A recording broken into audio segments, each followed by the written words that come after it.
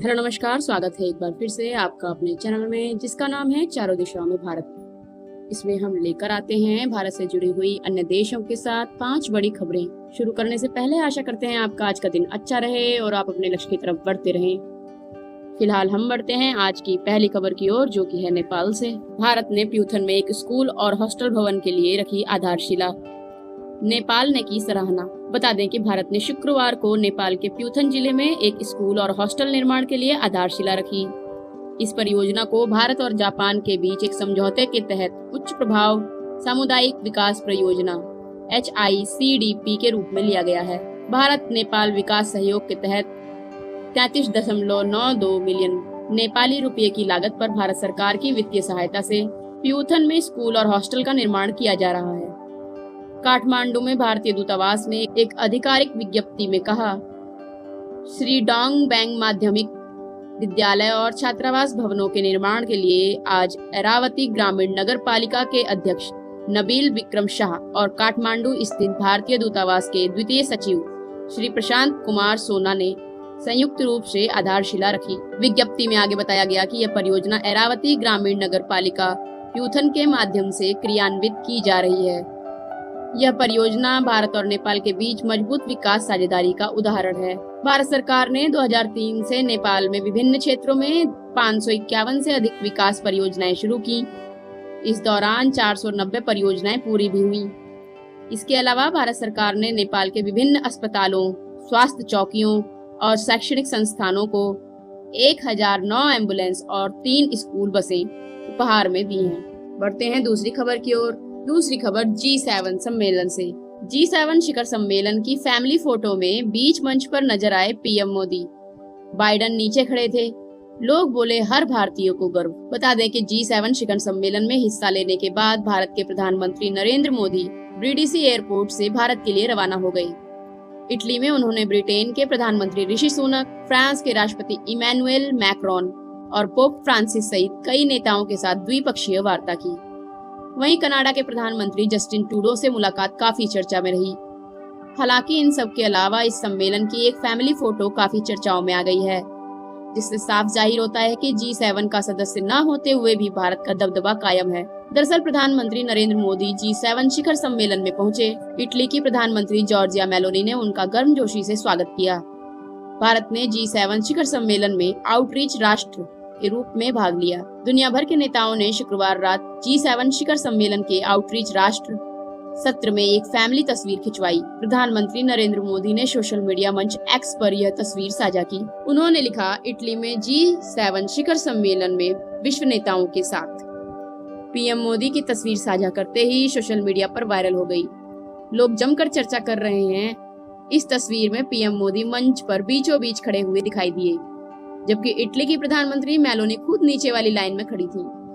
यहाँ तक कि अमेरिका के राष्ट्रपति जो बाइडन भी नीचे खड़े हुए नजर आए।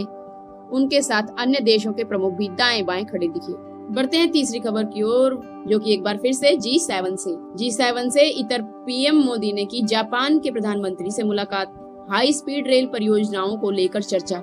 बता दें कि इटली के अपुलिया में आयोजित G7 शिखर सम्मेलन से प्रधानमंत्री नरेंद्र मोदी ने जापान के प्रधानमंत्री फूमियो किशिदा से मुलाकात की।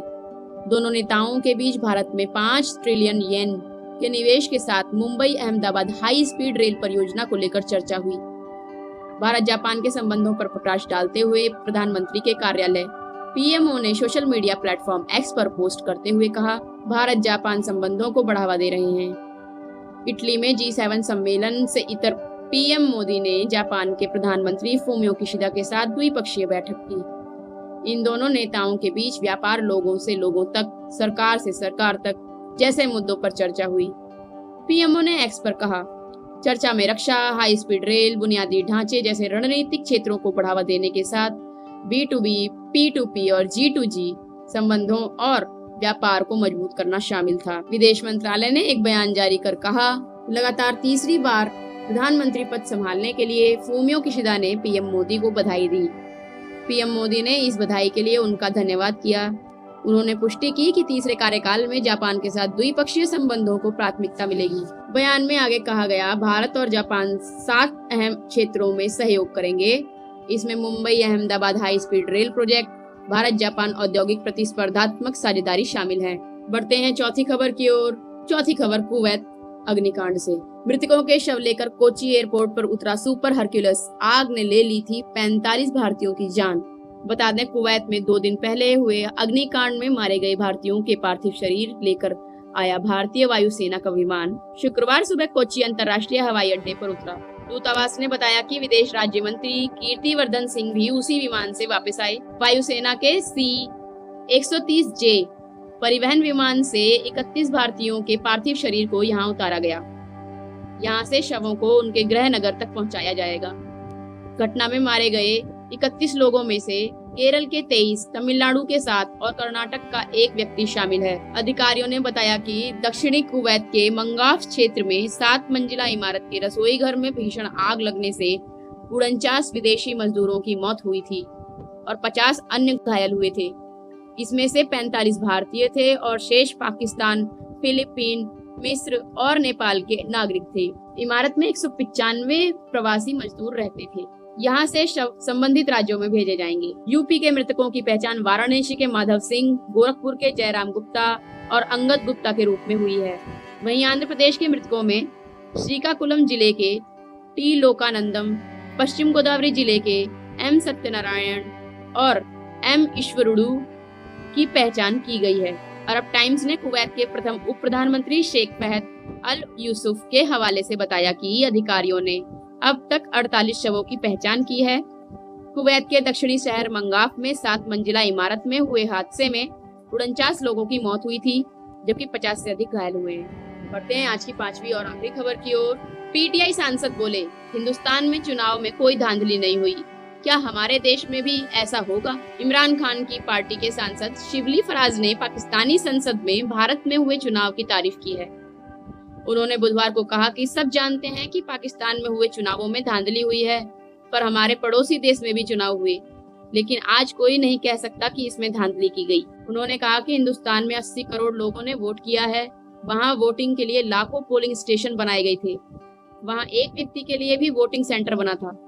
हिंदुस्तान में पूरा इलेक्शन ईवीएम से हुआ, जो 1 महीने से भी ज्यादा चला। फराज ने अपनी सरकार से पूछा, क्या हिंदुस्तान के चुनावों के नतीजे को लेकर अभी तक एक भी आवाज उठी है? वहाँ की सारी पार्टियों की माने तो चुनाव निष्पक्ष हुए हैं।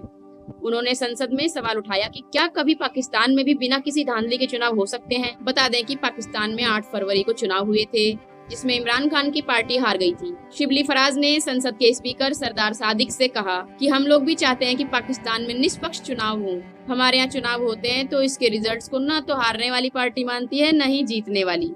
इस तरह की चीज ने हमारी पॉलिटिकल सिस्टम को पूरी तरह खोखला कर दिया है। आशा करते हैं आपको हमारी न्यूज पसंद आई होंगी। कल फिर हाजिर होंगे 5 नई और बड़ी खबरों के साथ। तब तक के लिए धन्यवाद।